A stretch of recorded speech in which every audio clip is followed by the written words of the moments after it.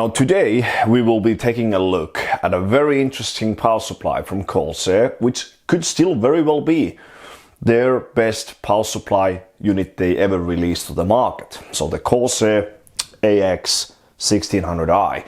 This is actually a relatively old power supply unit. I think it was released in like late 2017 or so, but it's still a very good unit even today in 2025, but it's now pretty much disappearing from the market. You can still find it like completely new in some stores, but it's pretty much getting discontinued whatsoever. So I probably already mentioned a few times on my YouTube channel already during my past few videos since like late 2023 that I encountered some very bad power supply issues with some of the older platforms I usually like to run, because the older platforms like LG A775, X58, so that's 1366, and those platforms around that age, even P55, they are truly my favorite like computer platforms that were ever released to the market, like the DDR3 platforms, because with DDR3 you have so many options to choose from. Like it's not like DDR4 or DDR5 when we have just one type of memory for nearly every single use case. So I really love to run the older platforms, and something very sad happened with my Super Flower Leadex 8-pack 2000 watt platinum power supply, which I've been using until then for many years for heavy overclocking, daily use, like normal overclocking on water and LN2, both old and new platforms.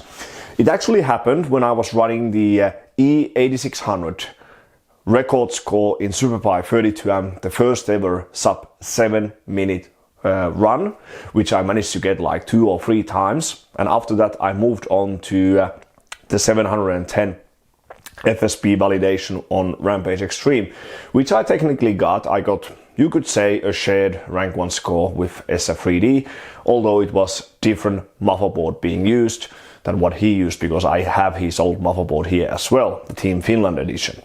So what happened was that something went wrong with my Super Flower Leadex 8-pack 2 kilowatt unit, and that's with the 2 minor rails that are present in computer systems, the 3.3 volt and 5 volt rails. They were a lot more important back in the day, but we actually have to go even further into the history for those 2 rails being very important, like 2005 and years before that, like the original AMD Athlon CPUs, which used to actually take most of their power from the computers or the power supplies 5 volt rail. So what happened was that my Rampage Extreme went into bad shape, and I realized that the Super Flower power supply unit was giving out of spec voltage values on the 3.3 volt rail especially, and also on the 5 volt rail. If I turn on any of those like older motherboards platforms with that Super Flower unit, the 3.3 volt rail will measure at like 2.8, so definitely out of spec. The 5 volt rail will measure at 4.8. It's also, you could say, out of spec, but it's not as worse as the 3.3 volt rail. But what's interesting is that it doesn't happen with the newer platforms with that unit. Like if I boot Z97 on newer platform, those 2 minor voltage rails appear to be fine. Although, as you can imagine, I don't trust that particular unit anymore after it killed 2 extremely good and heavily binned motherboards from my worst, the world's best Rampage Extreme, which was not the Team Finland edition. It was the one I purchased from Japan, which did 710 FSP, very rock solid stability, even at 680 plus FSP with 2200 MEMS, and it could run 2200 MEMS with just 1.5 volts on the North Bridge voltage and so on. So extremely good Rampage Extreme. I lost that one at least it appears to be. It doesn't post anymore. It actually did post many times for some time after that incident, but over time it started getting worse and worse, and now it doesn't post anymore. And I also lost my best X58 motherboard, or well, it's hard to say what is my best X58 motherboard, but I lost my best Rampage 3 Black Edition, which was rock stable at 270 plus BCLK, base clock that is, like with Core i7-920. I used that board with the Core i7-920 top scores and some other CPU models as well. That board still posts, but it's not stable anymore. So I cannot really use it for like LN2 overclocking, for record hunting, but it still posts to some degree. So I started investigating this issue, and I discussed about this whole thing with knowledgeable users like Johnny Guru. If you have been following the computer industry for many years, you should know who Johnny Guru is. He used to run probably the world's best power supply review site for like 10 to 15 years. Sadly, that website is now kind of gone. It's being replaced by the Cybernetics website. But Johnny Guru used to work for Corsair, especially with the power supply units. And he at least told me that some of the newest Super Flower units have had some bad experiences with the two more minor voltage rails. That's the 3.3 volt and the 5 volt voltage rails. So although my unit wasn't like particularly new, as the model itself was released in like 2015, early 2015, and the design probably in 2014, I probably had just bad luck with my particular Super Flower unit.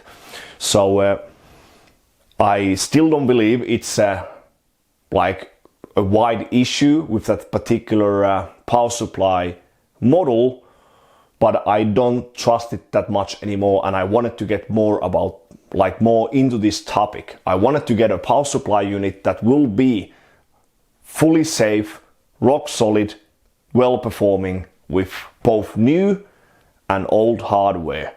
In this case, mainly the older hardware. I wanted to get a power supply unit that would be the best possible among the new units, also for the, at least especially for the older hardware, like I already mentioned, 775, X58, P55. I even have some very old hardware over here, like Celeron 300A, like hardware from late 90s, early 2000s, because I want to beat my fellow countryman Samsa. What kind of power supply unit should I be like running with so old hardware that doesn't even have the 24-pin power connector or any CPU EPS power connector? So like 24-pin to 20-pin adapter. There aren't many options available on the market, and the very simple summary about modern power supply units is they are all focused on the 12 volt rail, because all of the new hardware that you can find on the market today, Intel systems, AMD systems, graphics cards, they are pretty much 12 volt rail only. One reason is that most of the stuff from the motherboards transferred into the CPU itself after like X58. So we don't have a separate North bridge anymore. We have the chipset, but it doesn't, in many cases, it doesn't stress those two voltage rails that much anymore compared to what it used to be in the past. So all of the power supply models, they don't have as strong 3.3 volt and 5 volt rails like some very old power supply units you might see from like 2008, 2005 and older than that. When I compared these units myself, the safest bet, if I wanted to be sure on those minor rails as well, was the Corsair AX series power supplies, which are kind of getting discontinued. They don't have any newer model than the AX1600i. This unit, where it's so special, is that it has, actually I might try to zoom you in, it has maximum current on 3.3 and 5 volt rails at 30 amps, and the total power consumption or the max combined wattage is at 180 watts. If you look at like new units, even the strongest units you can find on the market, like the Super Flower Leadex 8-pack 2000 watt, the Seasonic Prime PX 2200 watt that was introduced last year, a Compitex of 2024 for the first time for the wide audience, they usually have 25 amps max on those two rails, and the max combined power load is like 120 to 130 watts. So this unit, at least on paper, has 50% more capacity on those two minor rails than even the strongest power supply units from other vendors you might see available now today in 2025. And many of the other units from other vendors, they are even weaker than that 25 amp rating. Many units have only like 20 amps on those two rails, or even 18 amps.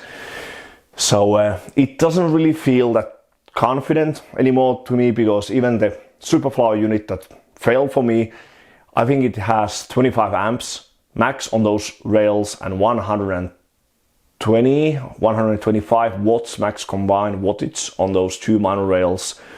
I wouldn't go any lower than that if I want to bench the heck out of, let's say, an LGA 775 system, like, and push all of the weird like the minor sub voltages of the motherboard, etc. After the Super Flower unit, I have been mainly using the Seasonic Prime 1300 watt Platinum, which I got as a sample from Seasonic a few years ago. It has worked pretty well, but even that doesn't have so strong minor rails as these Corsair AX units. The best bet, at least on paper, from Corsair would be the AX1200, the original one from 2010. Then there's the AX1200i, AX1500i, and the last version is the AX1600i.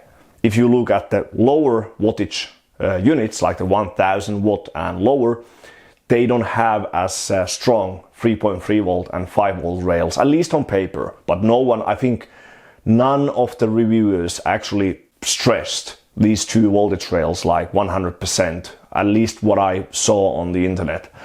On the actual like reviews and comparisons, the specs are definitely awesome. The efficiency across all of the three voltage rails is awesome. The voltage ripple performance is very good on the Corsair AX units. But even Corsair, with their latest units like the new and modernized HX1200i, for example, it has weaker 3.3 volt and 5 volt rail compared to the original version of the HX1200i that was released in like 2012 to 2014, around those years.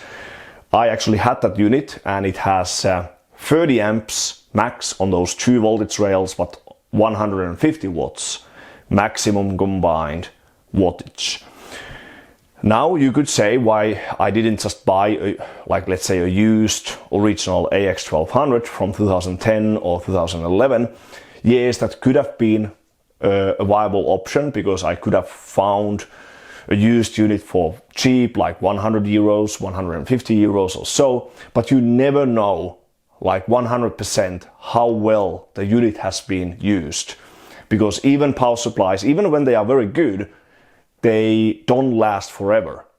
I know many of the modern units, they have very long warranty. Let's say Seasonic has an awesome 12-year warranty with their latest units, but even their lifespan will end at some point. And if the unit has been stressed like heavily, like mining, cryptocurrencies for example, I wouldn't buy a power supply unit like that for a very special old hardware that I regularly run for myself, for my personal fun, and for all of you guys who watch my videos regularly.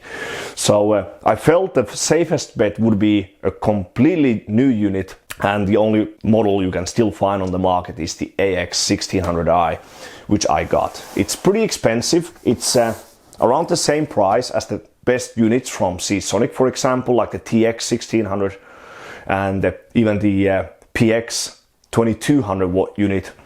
But it will depend on your personal use case which unit would be the best for you. Like I said, I only got this unit mainly for the older hardware, although I will most likely use this unit alongside the new Seasonic units that I have right now, like the PX 2200 and the TX 1600 watt unit.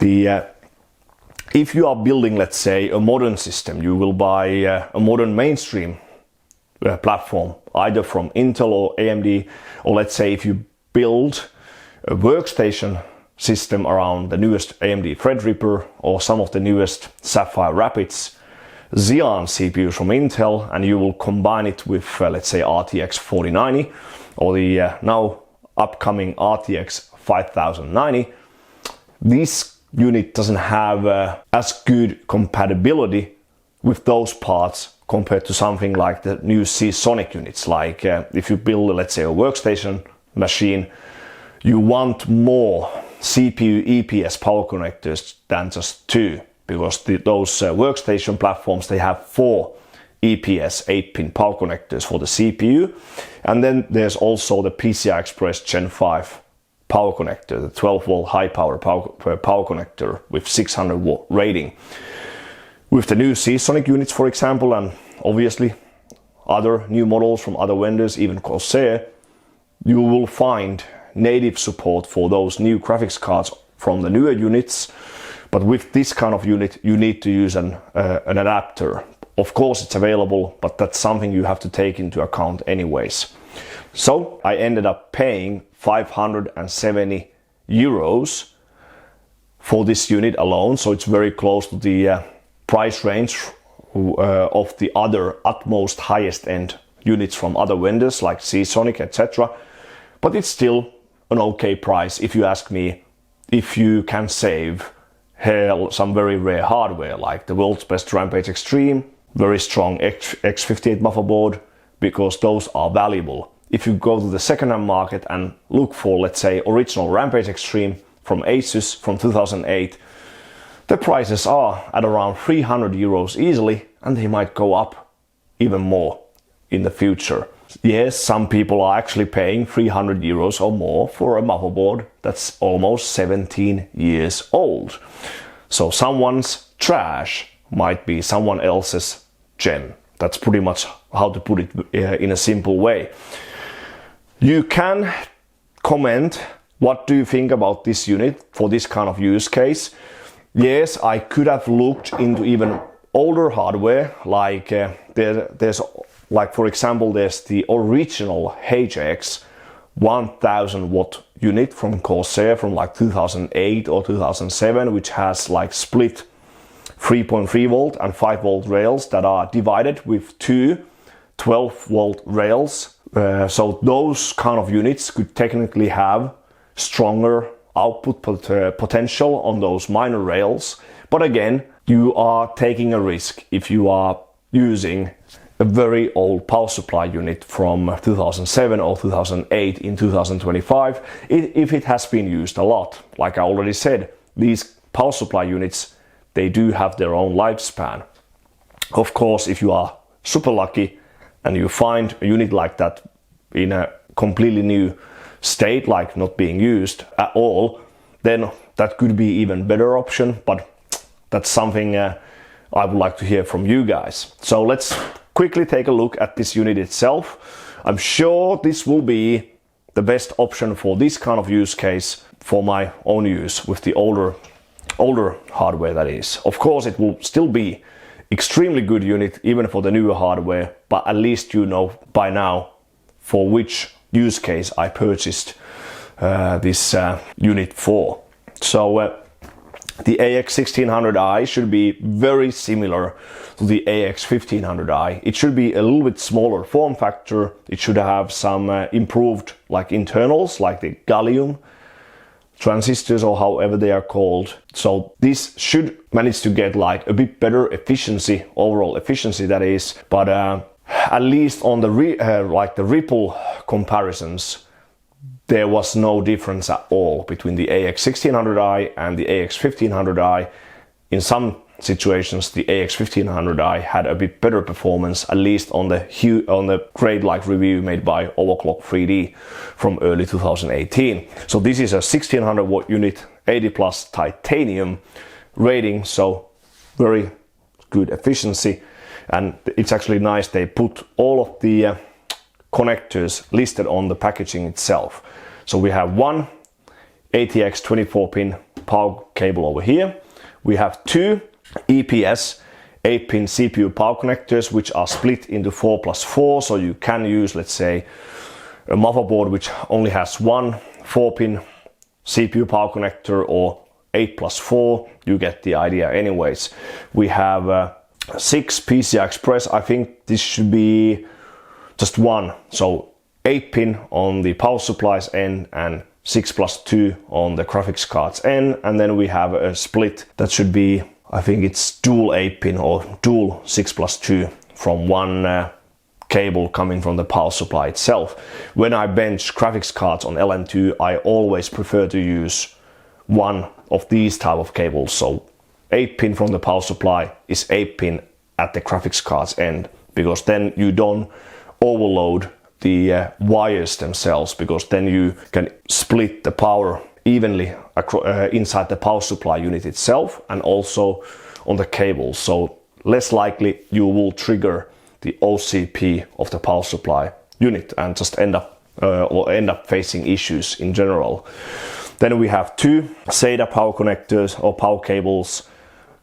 That should be, I think it's 2 connectors on one cable and 3 cables with 4, and then some peripherals, 3 cables with 3 Molex 4-pin power connectors and 1 floppy. It's funny they still include a floppy 4-pin power connector or power cable with this kind of unit, as no one probably ever used a floppy power cable or power connector with this new unit, but doesn't really matter.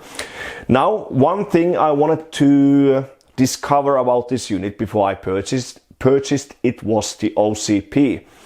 This is technically, how do you say it? It's a single 12-volt rail power supply, but it's actually out of the box. When you actually run it, it's configured to have a virtual 40 amp OCP on like virtual 12-volt rails.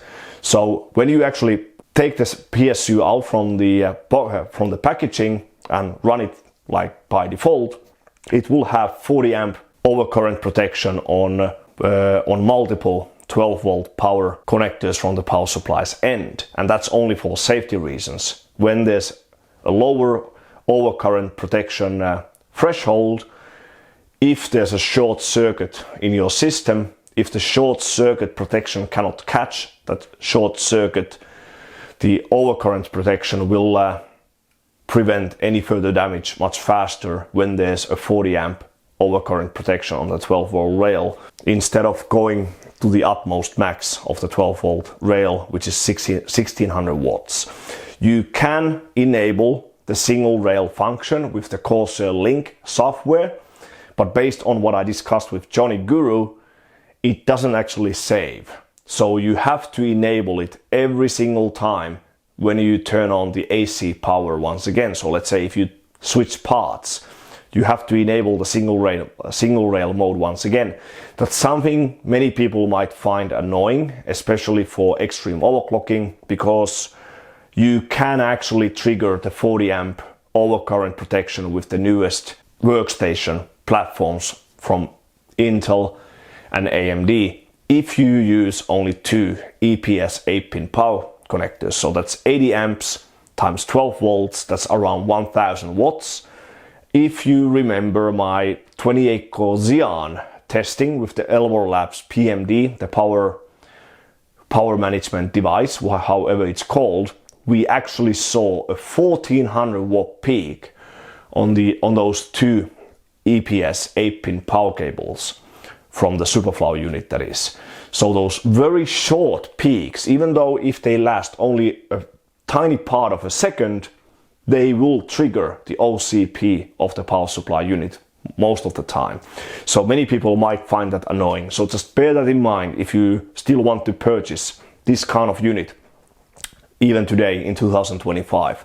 With the older platforms, that generally shouldn't happen ever. Like if you run, let's say, a 775 system, even if you run the highest like CPU model like the QX9770, QX9650, the QX9750, the very rare engineering sampled CPU, even at 6 GHz, W prime or Cinebench, you will never trigger the overcurrent protection of a unit like this. That's pretty sure.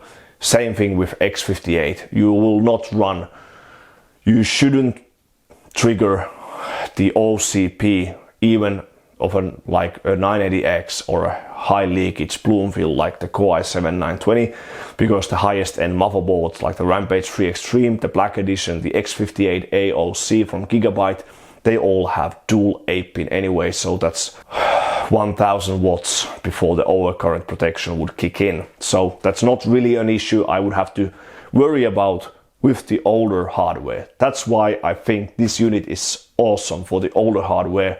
But if you only run the newer parts daily or extreme overclocking, the other models might be more comfortable to use, like the Seasonic PX2200 or the TX1600, but that's also heavily like a personal opinion based subject, so just you can comment about this in the comments down below. But yeah, so we can take a look very quickly. So I believe this is a semi-passive PSU, like most of these power supply units are already at this era. So upwards of like 50% of their maximum rating, the fan shouldn't kick in at all. If you run more than 700 or 800 watts, the fan should kick in, but that's not really an issue, at least for me, because the power supply will not be the loudest part in my test system anyways. 80 plus titanium rating, as we already checked, and yeah, 30 amps on 3.3 volt rail, 5 volt rail, 180 watts maximum combined wattage, and maximum current on the 12 volt rail is 133 amps, so that's 1600 watts. And I actually forgot to mention, even the negative 12 volt rail is pretty tough on this one. It's 0.8 amps, 9.6 watts. I think many other power supply models from other vendors, the strongest ones, they only have 6 watts for this rail, and the 5 volt VSP rail has a 3.5 amp maximum current with 17.5 watts maximum power consumption. So that's the thing I love about this power supply unit. It's a unit without any compromise, even on the other voltage rails that most might feel they are really important or necessary in a modern system. So no compromises from Corsair. So that's something I really like in a unit like this. So let's open up the packaging very quickly and let's see what it comes with. Okay, we have all of the cables over here. I don't want to open up that packaging because we already checked or read what it comes with on the outside packaging, but here we have stickers if you want to change the color of the side panel of the power supply unit, but that's up to you. I might keep the default one, but you have red, is that white or silver, and blue color options available, and we should find the unit from this section over here. It's actually, now when I see the unit, the form factor isn't very large at all. It's definitely smaller than the Super Flower Leadex 8-pack 2000 watt unit, and it might be the same size as the largest units from Seasonic, for example, and probably looks roughly the same as the AX1600i, the original one I had from Corsair. But here is the unit itself. Form factor is there, and I actually like that you can find all of the official ratings on the side panel of the unit itself. This is actually something I really like. They have individual departments for different cables, I mean. So we have the 24 pin, the EPS for CPU, the different PCI Express, SATA, Molex, whatever. So we can just take a very quick look, and to me the cables look definitely alright. So easy to bend, should be very good overall. But yeah, so this was more or less a background story about what I think about power supplies, because I don't have any test equipment here that I could test the unit like heavily. You probably get what I mean. I don't have any like sun moon test device for power supplies. I don't have the means or the possibility to stress test a unit like this for efficiency, for ripple. Other guys from other review sites have already done that. I just wanted to explain what was my story with some of these power supply units and what I wanted to get when I decided to purchase this Corsair unit myself. So this is not like a sponsored video from Corsair. This is just my personal like background story. Should be a great unit for older platforms, but if you want more like convenient use with the utmost newest components, there might be other options available on the market that might be more comfortable, like models I already mentioned on this video. So what do you think? What do you think about these units in general? What kind of unit should you look for if you want to run both new hardware, old hardware? Leave your comment down below in the comment section of this video. And if you'd like to see or hear about my story and experiences, then please give this video a thumbs up and subscribe to my channel, and maybe check out my Patreon page as well if you want to support my work and contact me personally. But otherwise, thanks for watching some of my videos once again, and I will see you on the next one.